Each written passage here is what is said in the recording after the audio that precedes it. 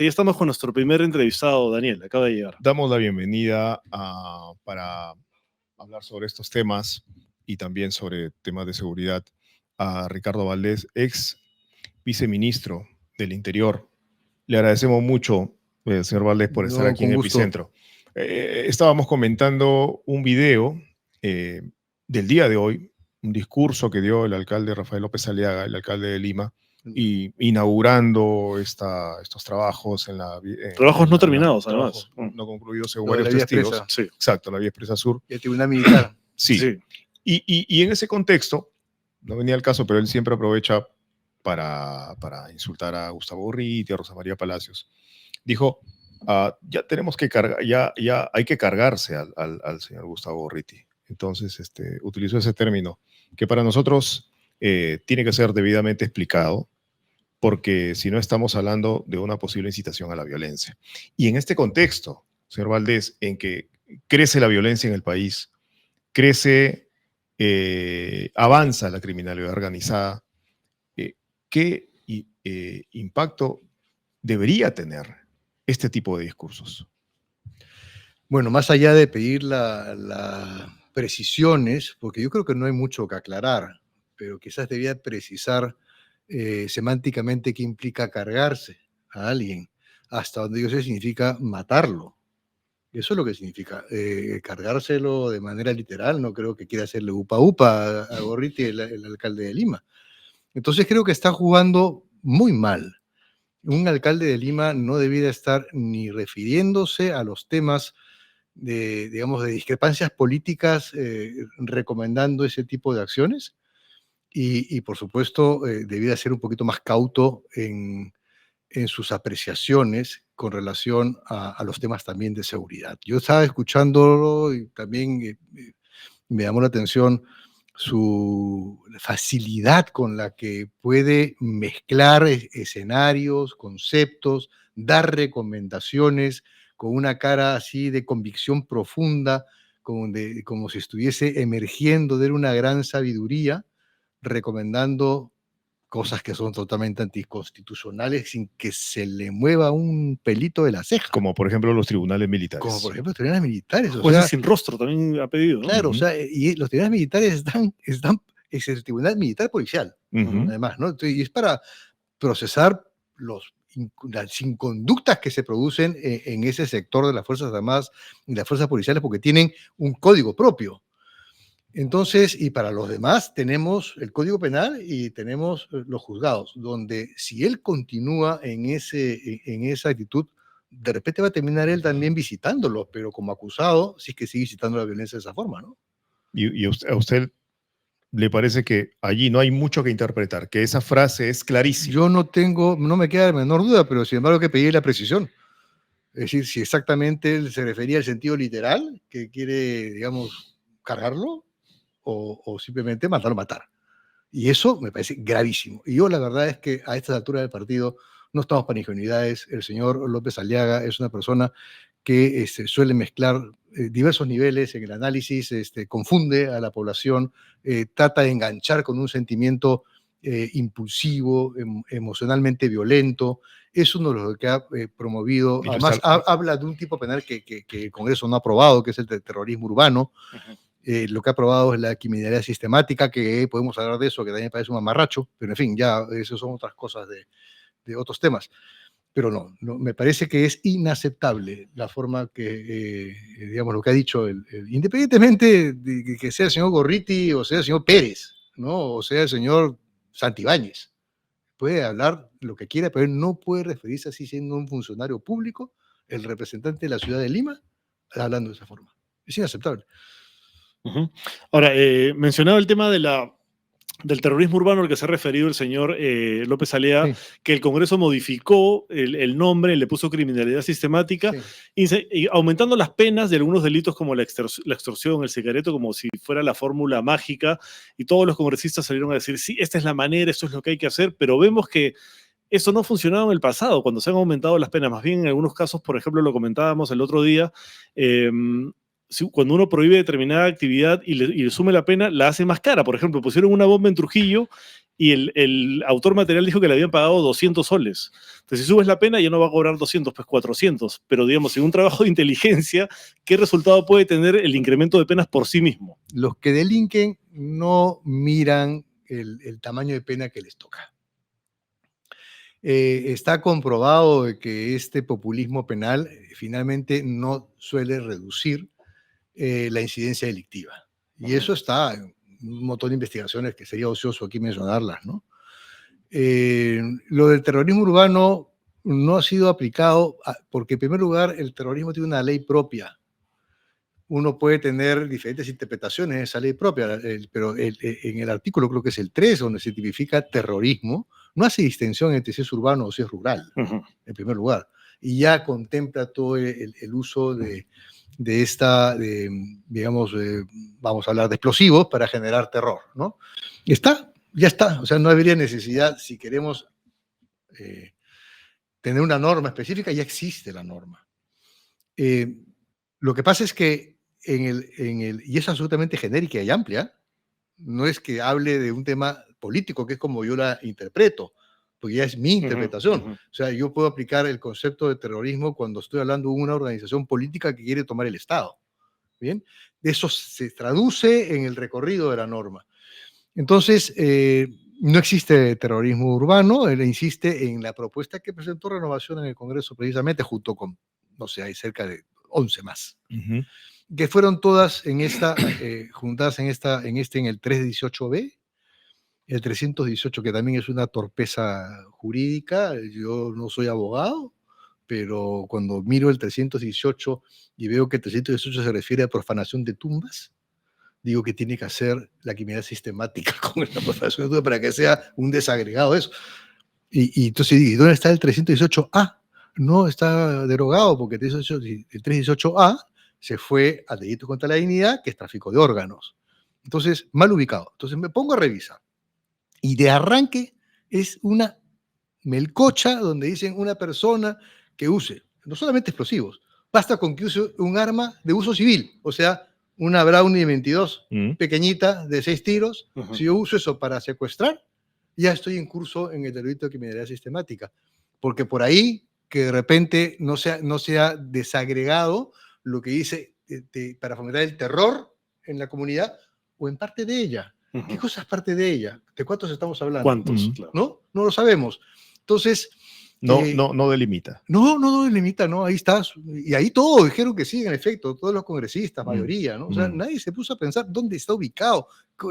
Y no se han puesto a pensar tampoco que ya extorsión, secuestro, robo agravado, estos tres tienen cadena perpetua. O sea que también es redundante. Claro. Entonces, es decir, yo no entiendo cómo tenemos este conjunto de legisladores en el país que se suman, y esto es lo que más me preocupa, porque lo que hay detrás es un populismo político donde están manipulando el sentimiento de la población. Eso es lo que están haciendo. Y ya no solamente López Aliaga, ¿no? Todos los demás que están sumados a esta carreta de buquelizarse o de ser seguidores de Trump, como el gobierno que anda declarando terroristas a organizaciones que no operan acá. O sea, pero ese populismo, ¿no? Ese populismo o sea, tiene protagonistas, ¿no es cierto? A varios congresistas, ¿no? Sí, de todas las bancadas. De todas las bancadas, sí. Pero también a la presidenta de la República. Sí, claro. ¿No es cierto? Claro que sí. Ella ha cambiado, ha migrado. Ella no es la candidata de Perú Libre. O sea, no podemos olvidarnos que ella fue vicepresidenta del señor Castillo y que era la tesorera de Vladimir Cerrón, a quien, por supuesto, mientras está ahí en el mandato no le han tocado un pelo. Y ahí están los dichos de Santibáñez con respecto al cofre que visitaba eventualmente a Cerrón. Ya hay que empezar a creer que la cosa es cierta porque ya se verificó el audio con alta probabilidad. Entonces, sí, la presidenta está en esa línea. Creo que hay toda una construcción, ya estos son hipótesis, ¿no? O sea, podemos pensar que hacia dónde va toda esta construcción para poder tumbarse el sistema de justicia, para poder mediatizar esto lo que puede ser la posibilidad de ser procesada en un futuro por las más de 50 muertes que hubieron en el 22 y 23. Entonces creo que todo hace sentido, ¿no? Todo tomar el sistema de justicia, asfixiar al Ministerio Público presupuestalmente hablando, tratar de manejar la elección de la Defensoría del Pueblo, la elección de la Junta Nacional de Justicia, la elección del Tribunal Constitucional, todo creo que son movimientos en un mismo tablero. Además, digamos, como parte de la estrategia, está el tema del retiro del Perú del Sistema Interamericano de Derechos Humanos. Es parte de la estrategia. Sí, vemos a Santibáñez como ministro de Justicia, ¿no?